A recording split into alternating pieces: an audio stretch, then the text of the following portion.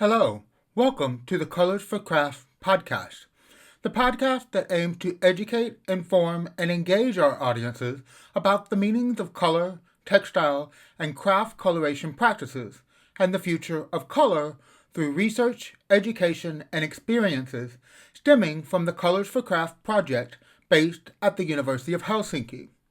I am your host, Dr. Dustin Neighbors. In this episode, I am joined by Liisi Jääts to talk about the exhibition, The Colors of Our Clothes, the Local and the Global, featuring Colours4CRAFTS research. Join us as we discuss the collaborative exhibition and its significance. Please allow me to introduce our guest. Liisi Jääts is an ethnologist working as a curator in the Estonian National Museum. Her research interest and curatorial practices focus on the intersection of cultural heritage and environmental history. She is also an advisory board member with the Colour4CRAFTS project. Liisi, thank you for joining us today. Let's start off with, what is your research background? What do you do at the Estonian National Museum? Well, I've studied history at ethnology in the University of Tartu.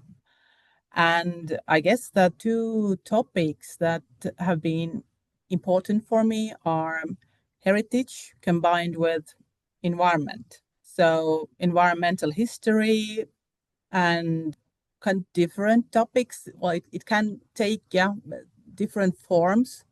This heritage combined with environment. For example, my master thesis was about people in one national park in Estonia and what they think about the cultural landscapes, the protection of landscapes, and the protection of cultural heritage in the national park. So this is one way how to approach this topic. So another one was some years ago, I studied the environmental history of place or the locality where the museum, the Estonian National Museum, is located, where I work. So we had a part of our permanent exhibition about this topic, and I also wrote a couple of research papers about it. Or it can take the form of historical textiles and the dye stuffs, like in the Colour4CRAFTS project. So there are a number of ways how to approach this. But what do I do in the museum? Well, my post is a curator, and I'm working in the research department. And what I've been doing, well, during the last 10 or even more years is, like, my main focus is on preparing the exhibitions in the museum, but I'm also expected to do a bit of research, publish articles. So this is what I've been doing. This sounds amazing, and I've been so excited to talk to you because there's a lot of similarities between us. I began in heritage. I began in working in museums as well. And it's interesting because my research over the last couple of years have been looking at female hunting and the locations and the landscapes in which they hunted. Okay. And so I've been looking at hunting grounds, I've been looking at hunting lodges. So when you talk about looking at environments and looking at landscapes and looking at heritage itself, that's automatically where my research has always been. I've worked with historic royal palaces in the UK, and I've worked with historic houses in the US. And it's one of those things that I always find fascinating. And I've just loved this, how the landscapes have changed and evolved. And I have a question for you. You talk about the Estonian National Museum. And for those that have not been to the Estonian National Museum, you must go. It is a stunning piece of architecture. It is beautiful. It is huge. It's crazy because at first you look at it, it's like, oh, it's this weird, building, but you go inside, it's so warm, it's so nice and open and spacious. But how did that site become the site of the Estonian Museum? How much decision went into that being the site? Because it is further outside the city. Yes, it is on the outskirts of Tartu, which is the second largest town in Estonia, in southern Estonia. And, well, the museum has always been in Tartu over 100 years already, but in different localities. And was, I guess, in around the year 2000 when we started to plan for a new site, a new building, which, well, meant to be large to accommodate our collections and everything we need to do in the museum. And then this site at the outskirts of town was one one of the possibilities, but it was kind of controversial because all through the Soviet period, from the 1950s, it had been military airport site, restricted for usual people. And in the early 1990s, the Soviet army kind of left and the site was vacant, but it was hugely polluted because of all the aircraft fuels and everything in the soil and in the surroundings. So it was a difficult decision, and also because it's not in the center of town, but in the outskirts. So it was a question of, will the people come to this place? Yes, it was somehow, I guess it has been maybe turned around this difficult position into kind of a focus on the interesting part of it, interesting aspects. So the history of the military airport has somehow been incorporated into the image or the legend of this place. And there are a lot of people in Estonia and outside Estonia who are interested actually, namely in this aspect of this place. So we kind of have those layers of history that are building up, and so we can present all of them to our visitors. It makes sense now because I didn't realize that it was an old Soviet airport site. But it makes sense because when you look at the building and how vast and big it is, to be able to fill up a space as like an airfield, it makes sense. And it also makes sense why there's the front and the back and the roads that are going in between it, because it's tied to the two runways. It makes sense now looking back at it. Yes, it is actually built as elongation or the aircraft, the runway. It's really interesting. So you got started in heritage, you've gotten started in environmental history, which kind of makes it understand why you're interested in the Colours for Craft project. But how did you become involved? I would like our listeners to know that Liisi is also on the advisory board of the Colours for Craft project. So how did you become aware of it or involved in the Colours for Craft project?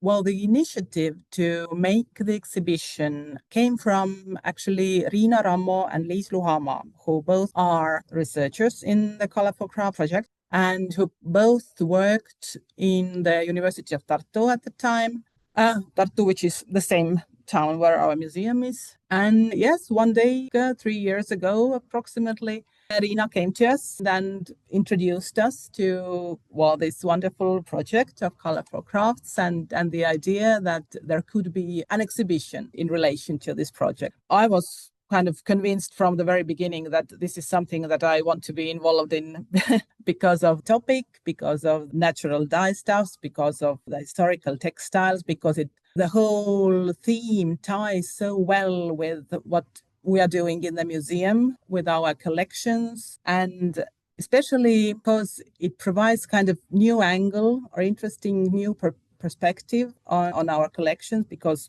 historical textiles have been on exhibition and have been researched a lot. Especially this new angle, the dyes and dyeing, was something that we have not kind of studied in depth before. And so this was something that interested me from the very beginning. And also we know that there is a huge audience in Estonia who are interested in crafts and historical textiles. And so we kind of expected that we will have people interested in the exhibition. The exhibition is titled The Colors of Our Clothes, the Local and the Global. I can say a few words why this local and global. So we decided with Riina Rammo and Liis Luhamaa from the very beginning that we will want to introduce the results of their research. And part of it was new information on the local dye plants in the Estonian dye plant. But we also wanted to present the other part of the research that concerned the global dye trade, which is also kind of new information because it hasn't been studied in relation to Estonia before. So this is where the local and the global came to the topics of the exhibition. The other axis of the exhibition is probably the past and the future, because we also wanted to present research results of other members of the Colour4CRAFTS project. So the chemists, the people involved in the textile industry, who are working on the possible new solutions of how to use bio-based colors in the textile industry. So these are the main topics. There's two aspects to this that I love. Having a background, as we talked about earlier, in museum, one of the things that's been struck out to me as very exceptional or unique is oftentimes we see that there's more a disconnect between academics and museums. Museums, I think, are slowly, in my experience, particularly in UK and other parts of Europe, there's this getting involved with academics because academics want to access all the materials or all the textiles. And then there's the case of conservation and preservation. What I've loved about what I've seen with the Estonian National Museum and the Tartu team is there's a close relationship, like a symbiotic relationship of where you're working together, you're having open dialogue and communication. And this exhibition is a true collaboration of research and museum professionals working together. That's one of the things that is exciting to see. The other thing is you talk about it's a unique perspective in highlighting craft and highlighting technical. Because when we've seen museums and we go to it and we see the clothing and all, oftentimes we don't get an understanding of how they're actually constructed or the process of putting together. Something that comes to mind, I love going to the Livrustkammaren in Stockholm, and I love seeing coronation robe of Queen Christina. It's a beautiful purple. All you know is that it was used for the coronation. You see what it looks like, but you don't think about, or you're not told, at least in the exhibition itself, how it was constructed, what kind of materials went into making it, to getting it that color. And that's one of the things that, for me, Colours4CRAFTS and the exhibitions that we've seen at the Estonian National Museum, that's what it's showing us, is there's this other aspect. Yes, it's beautiful, what it was used for, what it means, what it symbolizes. But then there's the other part of it, the construction, the consumption, the economy that goes behind it. Yes. And this is something that's great about what the exhibition at the Estonian National Museum is. You're talking about all of the technical craft, the work that goes into making it, bringing the trade stuff into Estonia to create these colors, the communities that work together to produce these textiles, like some of the belts, some of the textile dresses and coats. Yeah. It's amazing to see that aspect of it. Yes, I think this is kind of advantage of a museum and of an exhibition if compared to a written text that can bring in the materiality, the material side of history. Because, well, we have those textiles in the collections, we have the tools, we have the vessels, we can show them in the exhibition and allow the visitor to experience this materiality and kind of understand what it could have been like for a person, let's say 150 years ago, to go through this process or this work stages of dyeing at home a textile, a garment.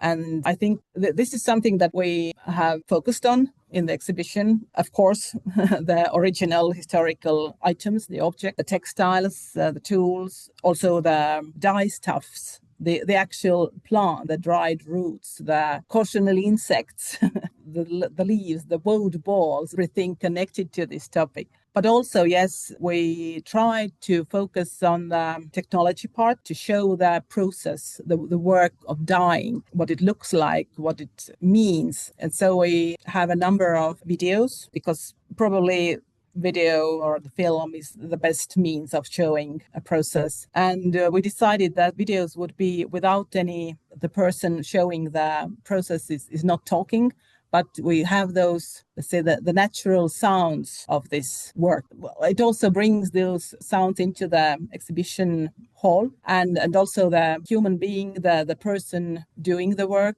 It also makes all this topic a bit more alive, bringing life into the exhibition hall. That's one of the things I've loved about the Estonian National Museum, is going through it. There's all of these pockets and you hear sound.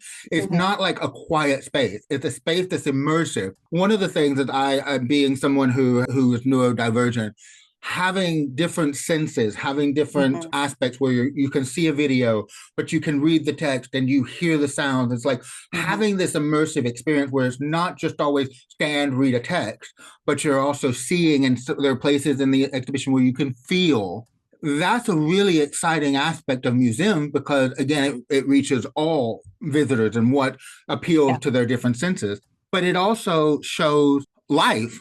It shows what life is like when you go through a process of creating something. There's sound, there's touch, there's processes in which you're doing it. And I think that's exciting to see that and to be able to immerse yourself into exhibitions that have that. Mm-hmm. And also, well, you mentioned text. Of course, we do have texts in the exhibition hall, but also we brought in or show some of the written sources, the historical sources. Also, in a way, I think it by showing those texts, those handwritten old manuscripts, we kind of give voice to the people who have at some point written down how they have been dying with plants. But it also shows the work of the researcher who has to kind of decipher the handwritten old text, sometimes written in dialect, and then kind of interpret what does it mean, because there may be description of the process may not be very detailed in all the aspects. So you have to do some guessing and interpreting. What does it mean? How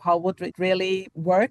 I think that Liisi Jääts, one of the researchers in Colour4CRAFTS and also one of the curators of the exhibition, has done a marvelous job at studying historical sources and also doing the experimental work, the experimental dyeing. And the results of her work are also exhibited in many places of the exhibition. So as wool, as cloth, as yarn.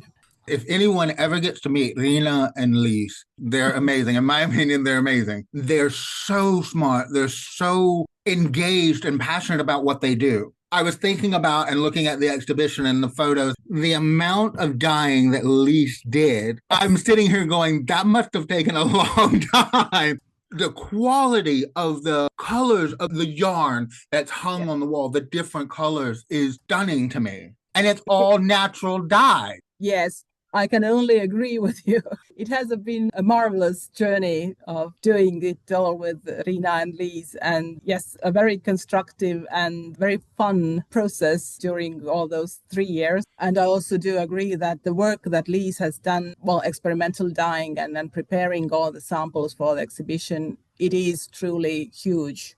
And I'm so grateful that she has done all what she has done. It brings so much, again, life, I would say, to the exhibition, because one thing is the historical garments from the collections, which are old and maybe faded and maybe not so vibrant anymore. But put next to newly dyed yarns by Liisi, you kind of can imagine what actual colors of the historical garments were initially. You can experience historical garments differently when you have newly dyed yarns next to them. Going off what you said, to me, we talk about lived experiences of people, but I also think objects have a lived experience or an experience in which they go through. And I think about the lived experience of the garment. It goes through being lived, worn, used. It starts out this vibrant colors, but over time, after it gets used, so there's a lived experience of the garment itself. It's gone through stages of life where it's used, it's put away, it's gotten wet, it's gotten in the weather, and particularly if we're looking at Northern Europe, which we were talking about earlier with the weather, what you've just described as putting up the colors itself, it shows the lived experience of the garment. Yes, it does. And also there is one more important exhibit played, which is a red wraparound skirt from probably the mid-18th century. From the museum collections, one of these objects that Liisi and Riina studied like in depth for the Colour4CRAFTS project and made dye analysis and looked at it in every possible angle. And also one additional video at the exhibition where Liisi and Riina are interviewed and they are explaining this study process of what does a textile researcher actually look at when studying historical textile or a garment, starting with the yarns and wool fibers and how it has been dyed. Is it dyed as a yarn or dyed as a textile? What is the dye stuff and so forth? And they did arrive to quite different results than what we perceived early or thought earlier. And so this is also one interesting and inspiring parts of exhibition, in my opinion. And I have seen, walking through the exhibition now that it's open, people kind of standing in front of this video and truly listening to what they are talking about. Yes, I think it is interesting for our visit. But I think sometimes people don't realize the work that goes behind not just curating an exhibition, but what involves in the researcher side, what they actually do. Because I feel like, there's these memes on TikTok and Instagram where it's like, what I really do, what people think I do. But there is this idea that, we just sit in front of documents all day and we just read.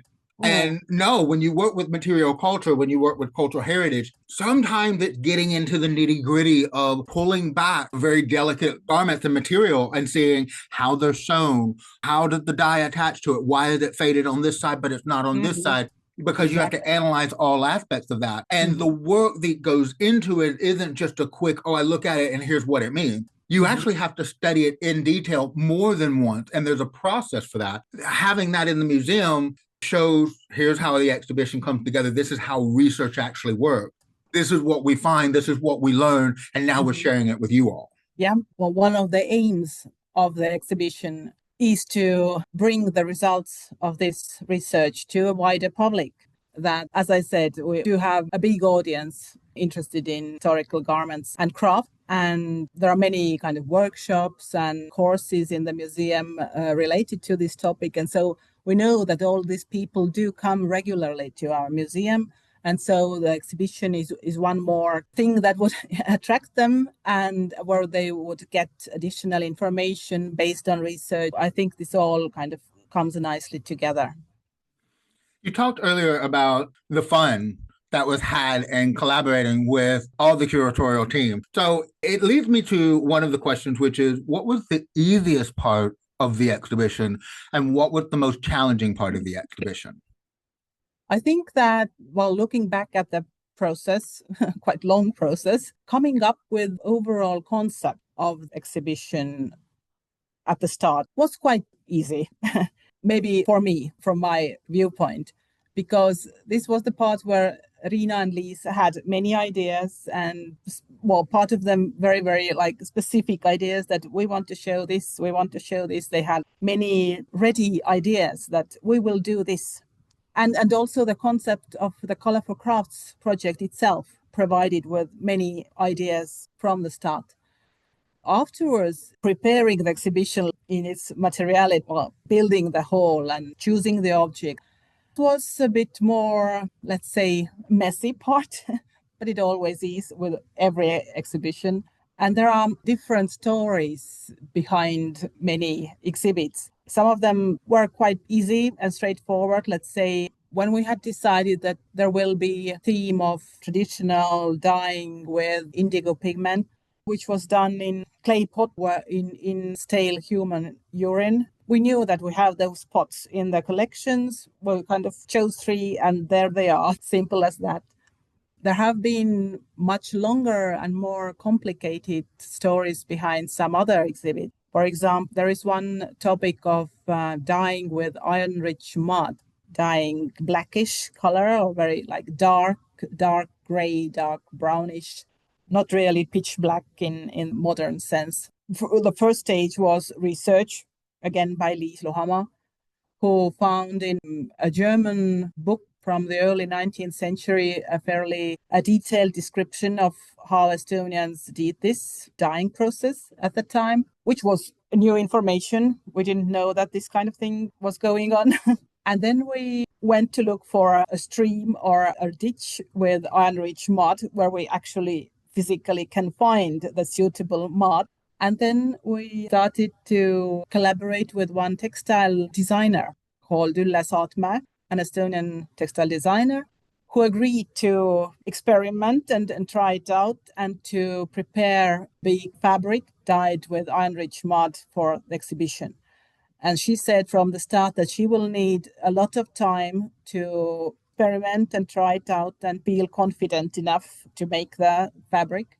And so I guess it took her a larger part of the last summer to keep experimenting. And she also wanted to add plant printed pattern to those dark background of the fabric. So this was an example of a really kind of long multi-staged process behind just one exhibit in the exhibition. And again, I'm very grateful to Ülle Saatme, who agreed to this whole idea, because she had never obviously tried dyeing with iron-rich mud before, but she took the risk, and I think it's worth it.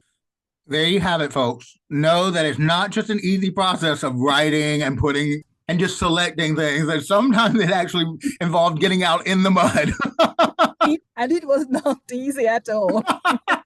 Because yes, the stream where we got it was in quite a difficult landscape, muddy, of course, and in the woods, and you had to kind of carry the mud out. Please tell me there are pictures. Did the designer enjoy the experience of being asked to contribute to the exhibition, but also did they give any feedback about the process itself? This particular rich iron mud doesn't work well, it's a problem, or, oh, this is really good. Did they feel inspired? Yes, I hope she enjoyed it. It may have been, well, difficult for her in times, I guess, when you start off with something new, a new process, and you do not really know, does it work, will it work, what will happen. One complicated aspect was that this iron-rich mud was not to be found in vicinity of her house, and we had to actually kind of take it to her from another part of Estonia. So again, a lot of people were involved. But it all turned out nicely. And one day towards the end of last summer, we also went with photographers and videographer of the museum to document the whole process. The video and the photos are also there in the exhibition. Well, as I said, that we wanted to present at the exhibition the process of how this is actually done. We also made the video about this whole process. That's one of the things that I've loved about this project and seeing what the exhibition is doing, because there's this, if we go back to looking at research practices, there's the traditional, typically with museums and historians, of looking at documents, of looking what exists, and that's what we have to rely on. Mm-hmm. This new emerging, or has been around for at least the last 5 or 6 to 10 years, is experimental research. And reconstructing or doing something that was similar to the time period to give us some sense.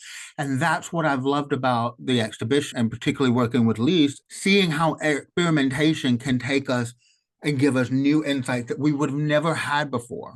And I know colleagues that have worked on reconstruction of clothing and doing it in a way that historical, but doing actual practices, handcraft, mechanical, technical practices of dyeing, that process in and of itself, experimenting, how you get up with the colors, following dye recipes, what works, what doesn't work, is really exciting to see. And I think working and hearing that you talk about the museum, working in part of this, it's a whole new relationship of using experimentation to kind of learn about the past and to evoke the past as well. Of course. Well, again, one of the highlights of the exhibition and one of the important research results that Liisi has had in the project and for the exhibition is her project experimentation with the rotted alder buckthorn bark. Again, what started out with Liisi reading historical handwritten sources and a lot of experimenting, and the result of which more than 30 skeins of yarn, all in different pink to reddish to orange to a bit like purple woolen skeins of yarn, all produced by this rotten alder buckthorn bark, treated in a bit different ways. This is a wonderful result of her studies and her experimentation. What is also important and a good kind of spin-off of the whole research project and the exhibition is that Liisi is also having some workshops in the museum where she teaches people to dyeing with tree bark, which is a new research result, something that has not been widely known before. So the practical use of the tree bark for dyeing is also one kind of wonderful and very necessary part of the work in the museum, that do not just show it in the exhibition, but you also have those practical workshops. It's world. to educate a further Yes, generation to yes, yeah, keep this tradition alive. yes. Keep the tradition alive. Exactly. Of course, that's one of the things of the project is to create a generation or educate a new generation of this practice and giving people these skills in it so that it keeps the tradition alive, but also that it helps to create a sustainable future by that education and furthering Yeah. this legacy. What do you hope that people take away from the exhibition? These are maybe the two sides of the exhibition. One is purely the information, the new information that you see or read concerning the local dye plants or concerning the dye trade or the information about innovative part of Colour4CRAFTS project. On the other hand, I think what is important is perhaps a kind of emotion or kind of wider perception that colorants and dyes in the past and today and in the future to the foreground or to the minds of people, to make them aware of the topic of the dyes, natural, bio-based or synthetic, the whole complicated theme of dyeing and of garments and the environmental impact and everything. This is a topic that is not much on the foreground in Estonia, and therefore very happy that this research has been made and that the exhibition is in our museum. I hope that all this topic might become part of the mainstream, maybe the slow food or organic food or recycling or all the topics that have been brought to the foreground. Yes, the theme of dyes, dyeing, and environment will be something important for the people from now on. And it would be a way to maybe change the world. That's what we all hope for, bringing awareness to these issues and to get people to think about it a little bit more. You mentioned thinking about the future and the impact of this. So I want to go into my final two questions. What do you think is the future of dyeing technology and natural dyes based on what we've worked on, based on the exhibition? I think that the parallel with food industry or food theme, I hope that the textile industry and dyes topic will develop in the same direction. I do not believe that the synthetic dyes will disappear anytime soon, but I hope that there will be more of diversity, that natural dyes, bio-based dyes will find kind of place in this whole system and in the craft world, but also in textile industry. I very much do hope so. And I hope that will be an important topic for people, for the consumer. I'm very much concerned about environmental impact of the textile industry and the synthetic dyes, that this could be something that could solve maybe a little bit, but kind of move towards a better future. Absolutely. Thinking about dyeing industry, the fashion industry, and how much excess contributes to the environmental impact. Yeah. And more people need to be aware about just by having exhibitions like the colors of our clothes, the local and the global. It makes people aware of this. And just a little bit of awareness, a little bit of knowledge can go a long way in people choosing certain clothing that's made available. I do certainly hope, like you, that it become more of an option in the future, that it becomes more affordable, when it takes longer to produce, that there is more expense to it. But I do think there is ways of overcoming that. If we involve more of community, I definitely agree with your point. And what has given me optimism, this Colour4CRAFTS project, when I listen to what textile industry people are talking about, what the chemists are talking about, what the designers are talking about, they all kind of see ways ahead and they all see possible solutions and kind of coming together and trying to solve this one problem. Well, it gives hope. You can see that people with different backgrounds can see solutions in places where maybe I cannot. But this interdisciplinary project is so wonderful. And I love that as well. We're all coming together from different backgrounds. We come with the expertise and the knowledge, and we say, hey, there are challenges here, there are problems here, but we're all united in a common goal of we want a better future. We want these opportunities and these options, especially with coloring and using natural dye, to become something of the mainstream, that it becomes, and we do better for the future, for our environment and for society in general. There's the optimism there. Yeah. And I love that everybody comes together because it forces researchers outside of that academic mode, and it forces industry people to think about this process as well. Yes, I can see that there are people in the industry as well who are prepared to make the change, who are interested in it, who can see the future in it. Fingers crossed. I like to end every podcast episode with the same questions. It's your turn. What does color mean to you? It is a kind of difficult question. Why I ask it. Yes. When I think about what I wear or what I like in my surroundings in the room, it's probably not very much vibrant color there. I do not wear bright colors, and I do not usually like bright colors in my face, which doesn't mean that beautiful colors do not have profound emotional impact on me. Of course, I do like art or whatever, paintings, fashion art, design, gardens. So enjoyable or pleasurable to see beautiful, well-chosen colors put next to each other, the way they work together, the way they make me feel. Yes, they undeniably, they are important. They have influence on us, but they need to be well chosen.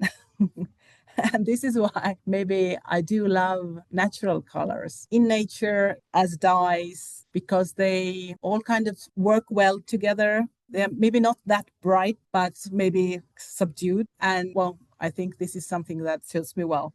I agree. I think there's a visual joy that we get out. We may not wear the colors, we may not have it in our space, but there's joy to be derived from watching a movie that shows a beautiful sunset, that we look at artwork and we see such beauty and the colors and the way that it and what it's depicting, but also looking at other people wear certain or seeing certain colors when we go to a restaurant and the atmosphere to create an atmosphere. Yeah. Yes, I agree with you. There is questionable colors that we should be well chosen colors, because I do look back at the 80s. I mean, the windbreaker outfits with the multi-neon color. Yes. While I lived through the 80s and I remember that, and I'm like, oh, that was cool at the time. Looking back, you're like, those don't look good. But also, I love that people do experiment with color, and that so for young people, it's part of their identity today. And that's an amazing thing. But there are some times where you go, that's not for me.